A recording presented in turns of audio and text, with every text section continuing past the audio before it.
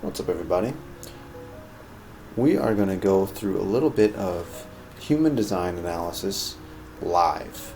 I'm going to pull up some celebrity charts or one celebrity chart. Today we're going to focus on Lin Manuel Miranda, and I'm going to explain for you in real time what I'm able to decipher about his human design, and then translate how that, when I look at his chart, what that translates to and what he's probably like as a person, and then also compare that to what we know him to be in our perception of him.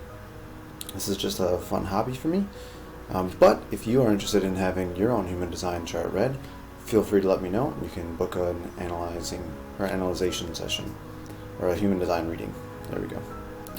Alright, so we have Lin Manuel Miranda's chart here. Some basic information about him. If you don't know Lin Manuel Miranda, he's really famous right now. I don't know why you would look at this video if you didn't know who he was. But he's most well known right now for his creating of the show Hamilton and starring in it as well. And when we look at his chart here, we see a few different things. So if we first, let's go through the basics. He is an emotional generator. His profile is a 6-2, and he has a large split definition. His incarnation cross is the left angle cross of obscuration 2, and these are the channels that he has defined. And then here is how his chart looks. So let's go through here. We've got emotional generator. We can see he's got a defined sacral center, and that's connected to his solar plexus center. And I see what they're talking about, the large split here. We've got a very defined circuit between his sacral center, solar plexus, ego center or heart center, and splenic center. I don't see very many charts that have the splenic center and the solar plexus center defined, period. And definitely you don't see very many where you have them connected in the same circuit. So that's pretty rare. And then he also has a defined head center and a defined ajna center. So, emotional generator. So, generators, they are known as the builders of society in the human design world. They're the ones who every day wake up in the morning and they have a new amount of energy, and their biggest goal is to figure out how to spend that energy in the most satisfying of ways. So he has a defined sacral center, so every day he's got to get up and expend that energy, and if he doesn't spend that energy on something that's satisfying to him, then he's probably not going to be able to go to sleep. So now, because he has a defined head and defined ajna center, he's probably pretty good at, well, and especially with this gate here, this channel here, the channel of going from confusion to, or I don't remember the exact name of it, but it's going from confusion to clarity, where you're making sense of past events. And so it's like being able to piece together things and put them together in a sequential order to make sense of them. So he's probably able to go to sleep just fine, because one of the things that is a trait of a defined head and defined ajna is when you look at the contrast, when you have an undefined head or an undefined ajna, then undefined means that it's inconsistent, it's open to conditioning, and they're not self-trait of an open head or an undefined head. And undefined ajna is, an undefined head is not knowing what to think about. Undefined ajna is pretending to be certain. And so people with undefined head centers, they can maybe, what keeps them up at night is wondering if they should be taking care of this thing in their life or that thing in their life. Going back and forth, what's more important? What should I be thinking about right now? Back and forth, back and forth, back and forth. Oh my gosh, I'm driving myself crazy, da da da da da. He probably doesn't deal with that. He's got a defined head center. So what that means is that he's good at being able to let go of things that don't matter in the moment, and being able to identify, this is not something I need to be thinking about right now, and therefore I don't need to spend any time thinking about it, and then coming back and focusing on what matters in this moment. And then the ajna comes down to way of processing information. So being able to break down, so if the head center pressures you to ask a question, the ajna then tells you how you make sense of what you're thinking about. How do you make sense of that? How do you answer that question? He has an undefined throat center and an undefined G center, undefined root center. So let's talk about just a little bit. I want to keep this video short, so I don't want to go too far into this stuff. He has an undefined root center, which a trait of the undefined root center is that they don't like having things on their to-do list. As soon as something comes up on the to-do list, they want to check it off. I have a friend who has an undefined root center, and every time that he gets a new task, a new thing that he has to take care of, immediately he has to schedule it. Like immediately he contacts whoever he needs to contact. He gets it on the schedule so that he knows that that thing is being taken care of. And then as soon as it can possibly get off his task list, it's going to get off the task list, right? So he has an undefined G center as well with this gate, which is the gate of the general, the gate of the administrator. I'm really familiar with this channel because I have gate 31, but I'm missing the 7. So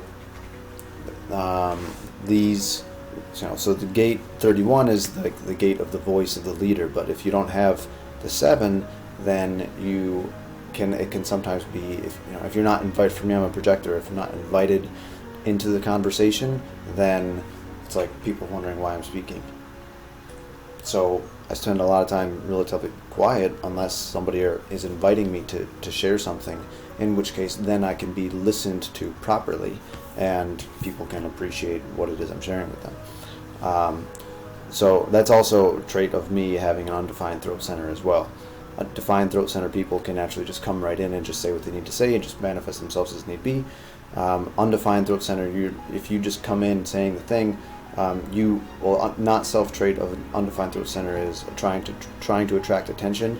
But if you're trying too hard to attract attention and it hasn't been solicited, it hasn't been invited, it hasn't been asked for, then people won't respond as well. So what I notice as well, or what I notice with with this defined 7, is an undefined G center, which attributes to sense of identity, sense of love, sense of direction in life. So since he has an undefined G center, which I have a completely open one, so I'm familiar with this gate as well, it translates to a wondering of where should I be going, so when he's sitting, I bet that when he's sitting alone, if he's sitting alone in a moment of insecurity, he's probably wondering if he's doing whatever project he's working on, is he spending his time with the right people? Is he doing the things that he should be doing? Is he, it's probably if there's any doubt that he's experiencing, it's a doubt of if he's working on the project that he's working on, guiding his career in the direction that he should be guiding it, and spending time with the people who he should be spending time with. That is he in the place? So it's there's this saying from one of the teachers, the teacher of human design. He says people with an open G center, they'll be laying next to their lover wondering if that's the lover they're supposed to be laying next to. And I have an open G center, so that resonated a lot with me when I heard that. I got it, I understood it immediately. Since he does have a definition, I'm not sure if he experiences this the same way, and also he has a defined G or sacral center, and so inherently he's going to be more comfortable being with his, a fellow generator person, or really any energy being or non-energy being. Is going to be more assured in his own energetic state. But the question that may come up in his mind occasionally is he going in the right direction? And same comes back to the not self-center. So of the throat. The not self center of the throat has to do with seeking attention. If you have an undefined throat center, then if you're trying too hard to get attention, then you are not healthy. And so something that we're maybe seeing even now as we look at Lin Manuel Miranda's life and career is like, Hamilton. Big difference between Hamilton and In the Heights. In Hamilton, he had himself play Alexander Hamilton. And In the Heights, I haven't seen In the Heights yet. Who am I to say? But it's pretty. I don't think that he's playing a prominent role. Based on what I've observed from the trailers, I don't think he's playing a prominent role. And he might have been the director, might be the creator, but he's not putting himself in the acting role. And so is that a result of him realizing he doesn't need the attention as much, and he's become more healthy in his own, where he stands in his life? Maybe. I don't know. I haven't talked to him. But those are all, like, it kind of makes sense to me. And that's the whole point of all this, is like you kind of can understand why a person is the way they are when you can look at their chart, and then you kind of map it out over the pattern of their life. And this translates to him. He's able to figure out, answer like specific questions, and figure out what questions are important to ask and what aren't, and then he figures out the solution to them, and they translate to insight. But he doesn't have any gate connecting the insight to the throat center, which would translate that into action. He is able to organize the elements and the resources necessary, and the people, the army, organize the army, quote-unquote army, of people necessary in order to get a project done. But he definitely needs to get connected with people in order for him to be able to do this efficiently. He can't make his projects happen on his own. He can definitely get a lot of work done with a defined ego center. He can be very confident in what he's doing, but he definitely can't do it on his own. And so different than a manifesting generator. Manifesting generators can do stuff on their own. The sacral center gives you the daily sense of energy, the sense of being able to go to work, get up in the day and go to work, go build the thing that you're working on in a consistent fashion. And the emotional center says he has a fixed way of experiencing emotions that's consistent, and then he has the splenic center defined as well. That is responsible for keeping him alive. That guides the splenic center guides your body in or towards things that are good for it, and away from things that are bad for it. I haven't really looked at enough charts to prove this theory yet, but I have a theory that people who are extreme sports athletes most likely do not have a defined splenic center. I don't know that for sure, but to me that would seem to make sense, because the defined spleen is going to tell you if what you're doing is going to get you killed or not. And so if you're doing something that is an extreme sport where you have a high likelihood of dying, your splenic center is probably not going to want you to do it. It's going to pull you back. It's going to pull at your intuition. And so he has this. So, and what do we observe about him? He's participating in entertainment. He's creating shows. He's maybe portraying some extreme scenarios in his shows, but they're not. He's not going and living them himself. In Hamilton, his character dies in a gunfight. He's not joining the army, right? So he's playing a gunfight, but he's not actually going and living a gunfight, right? So all these are so this is all fascinating. I could go on and on and on about how these different channels all kind of they pull him towards thinking a certain connection. The one thing I also want to talk about is he has the large split here. So one circuit here and one circuit up here with a large split in between. So this translates to he probably thinks that. So the way that the definitions work in that regard, if you're a split definition or single definition or no definition, if you have a split definition, then then you are looking for someone else to fill in the areas of your life that you feel that you are lacking in. It's the areas of your life that you feel that you are lacking in. You're looking for somebody else to complement those, to bridge that gap. If you have a large split, which is you have more than one gate that's creating the split. So for him, he's got more than one gate. He's got one gate, a center, and then another gate. One gate, a center, and then another gate. That would all have to happen in order for him to actually bridge a connection. So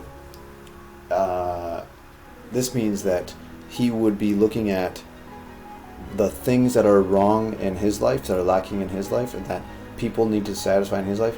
He's actually going to see it as things that are wrong with them. Like, they don't have the things that he needs, and so therefore he's not going to spend time with them. Rather than somebody with a simple split who's going to more look at it as, I don't have what they need, and so therefore I'm going to leave.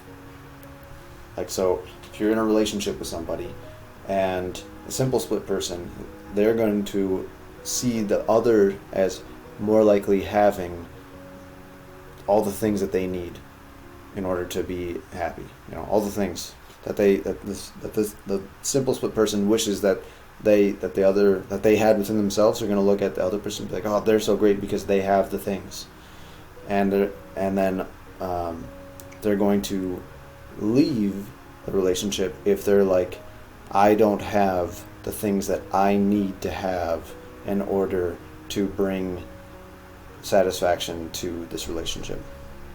So they're taking the blame on themselves in a way. Where for the other, for the large split, they're looking at it as it's their problem. They aren't the ones, the blame is on them. It's their fault. They're the ones who don't have the traits that I need or don't have the characteristics that I need in a relationship, and they're the ones who need to change, therefore I'm going to leave. And so that's the big difference in how your definition manifests. It's really, really fascinating. And all this is really fascinating. So that's a quick little, basic overview of Lin Manuel's chart. Hey, if you are interested in having your own chart read, feel free to reach out, book a human design reading session with me, and we can talk, and I'll tell you all about your uniqueness. I'll tell you how to live life more correctly and how to live life with less resistance so that you can smile more and enjoy your life more. So I'm Charles Clark, your human design coach, and I'll talk to you later.